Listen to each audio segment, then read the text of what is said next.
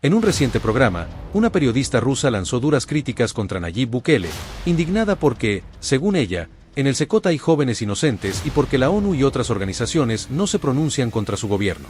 También atacó las reformas aprobadas por la Asamblea Legislativa, incluida la que permite la reelección indefinida. Incluso comparó a El Salvador con dictaduras como Venezuela y Nicaragua. Pero aquí está la realidad: en El Salvador no hay angelitos encerrados. Los que están en el Secot son pandilleros, extorsionistas, asesinos y criminales que durante décadas tuvieron a la población bajo terror. Bukele no persigue inocentes, persigue a quienes han destruido familias y vidas enteras. Y gracias a eso, El Salvador pasó de ser uno de los países más violentos del mundo al más seguro del continente. Somos Alfa Producciones y te invito a seguir mirando nuestro contenido. Si te está gustando, déjanos un me gusta, compartí con todos tus amigos y no olvides de activar la campanita de notificaciones para que te pueda llegar un próximo video. El presidente Nayib Bukele está cambiando por completo El Salvador y eso lo ha demostrado al mundo entero. Seguí mirando. Una periodista rusa ha decidido erigirse en jueza y parte del debate sobre El Salvador. En su programa, con gesto moralista y frases rimbombantes, acusa al presidente Nayib Bukele de encerrar jóvenes inocentes en el Secot, condena las reformas aprobadas por la Asamblea Legislativa, se indigna por la posibilidad de reelección indefinida y hasta reclama que la ONU y otras organizaciones no salgan a salvar a los salvadoreños de su propio gobierno. Para rematar, compara a El Salvador con dictaduras como Venezuela y Nicaragua. La pregunta es simple: ¿habla desde el conocimiento o desde los prejuicios? Hoy vamos a responder, punto por punto, con hechos, con lógica y, sobre todo, con la voz de un pueblo que vivió el terror de las pandillas y decidió decir basta. Nayib Bukele gobierna desde hace más de 2 años bajo un régimen de excepción permanente, suspendiendo garantías constitucionales y derechos fundamentales en nombre de la guerra contra las pandillas. La construcción de una megacárcel presentada como símbolo de orden y justicia, junto con la criminalización creciente de la disidencia, los medios críticos y las organizaciones de derechos humanos, configuran un modelo de gobierno de claro corte autoritario. Si esta concentración de poder, esta anulación de contrapesos, este régimen de excepción estructural no se califica como dictadura, entonces la palabra ha perdido todo valor analítico. Empecemos por lo más grave: jóvenes inocentes en el Secot. La periodista pinta una imagen de angelitos injustamente perseguidos, como si las cárceles salvadoreñas se hubieran llenado por capricho o por un antojo presidencial. ¿De verdad? Durante décadas, El Salvador fue rehén de mafias que extorsionaban a comerciantes, reclutaban niños a la fuerza, asesinaban por territorios y sembraban miedo con toques de queda de facto. ¿Quién protegía a las víctimas? A los jóvenes que no podían ir a la escuela por cruzar una frontera de barrio, a los trabajadores obligados a pagar renta bajo amenaza de muerte. No fueron los opinólogos internacionales. Fueron las familias salvadoreñas las que vivieron el infierno diario. Y cuando un gobierno se decidió a recuperar las calles, a capturar cabecillas, a cortar comunicaciones desde las celdas y a poner orden en las cárceles, llegaron los discursos llorosos desde afuera, rasgándose las vestiduras por los pobrecitos que tenían a un país de rodillas.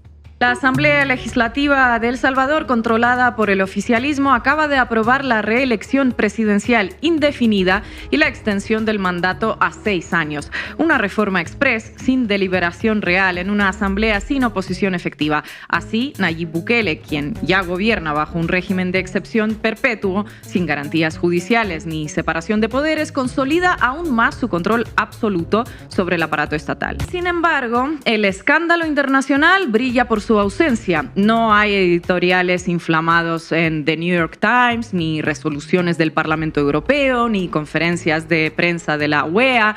Nada, cero. Bukele puede concentrar el poder sin consecuencias porque su gobierno no representa ninguna amenaza para los intereses de Estados Unidos ni del capital transnacional. Lo contrario ocurre cuando se trata de Venezuela, Bolivia o Cuba. Ahí sí brotan las alarmas, los titulares grandilocuentes y las etiquetas de régimen autoritario, autocracia o dictadura populista. Lo que sucede hoy en El Salvador es un síntoma alarmante del deterioro del lenguaje político y de la banalización del concepto de democracia. En manos de los poderes mediáticos y diplomáticos dominantes, la democracia se ha transformado en una herramienta discursiva al servicio de una geopolítica asimétrica. Se condena al gobierno que se atreve a cuestionar la arquitectura neoliberal y se aplaude al que con mano dura garantiza prioriza la estabilidad del mercado y la obediencia diplomática. Bukele concentra todo el poder sin pudor, opera bajo un estado de excepción indefinido, viola sistemáticamente derechos humanos, controla todos los poderes del Estado y desmantela los mecanismos institucionales de control. Y sin embargo, es presentado como líder innovador, como demócrata eficaz. Su pecado, al parecer, es haber sido eficiente en términos de seguridad, no su deriva autoritaria. La reelección no es un problema. El problema es la hipocresía. La democracia no puede depender del lugar que ocupes en el tablero geopolítico. Si solo se es demócrata cuando se está del lado correcto del capital, entonces no estamos hablando de democracia, sino de simulacro. Segundo punto, la reelección indefinida. La periodista se escandaliza como si en El Salvador se hubiese cancelado el voto. Pero la realidad es clara, la reforma abre la posibilidad, y el árbitro final no es un politburó ni un comité internacional, es el pueblo en las urnas. Si la mayoría decide renovar su confianza en un presidente que entrega resultados, esa decisión se llama democracia. ¿O es que la democracia solo vale cuando gana el candidato que le gusta a la prensa internacional? En El Salvador, el respaldo popular a Bukele es masivo. No porque lo diga un fan, sino porque la gente compara. Ayer vivían con miedo, hoy caminan con tranquilidad. Ayer las pandillas definían si podías abrir tu negocio, hoy decides tú. La democracia no es un concurso de discursos para agradar a observadores de afuera, es un mecanismo para que los ciudadanos premien o castiguen a sus gobernantes. ¿Qué a algunos no les gusta la reelección como concepto? Perfecto, que compitan, que ofrezcan una alternativa mejor, que convenzan con propuestas y resultados. Lo que no pueden hacer es pretender que su derrota se convierta en un argumento para descalificar a quienes ganan limpiamente. Tercer punto, las reformas aprobadas por la Asamblea. La periodista las describe como si fueran un paquete autoritario, pero el país conoce el contexto, una emergencia histórica contra estructuras criminales que ya habían infiltrado barrios, escuelas, mercados y hasta instituciones. Reglas más estrictas, procedimientos más ágiles y un sistema penitenciario que no sea colador no son caprichos, son herramientas. Cuando los delincuentes usaban vacíos legales para burlar a la justicia, nadie en esos programas de televisión se indignaba. Cuando el Estado decide cerrar esas rendijas, entonces sí aparecen las alarmas. La ley tiene que proteger primero a los ciudadanos honestos. Y si la ley, por blanda o por lenta, protege de facto al criminal, entonces hay que reformarla. Eso hicieron los salvadoreños a través de sus representantes electos. ¿O ahora resulta que legislar, con mayoría democrática, también es pecado? El doble rasero es tan descarado como estructural. No importa lo que hagas, importa a quién desafíes. Si desafías a Washington, eres un dictador. Si le sirves, eres un demócrata exitoso, independientemente de que hagas cárceles mastodónticas y encierres en ellas sin ninguna razón aparente a un buen porcentaje de la población joven de tu propio país.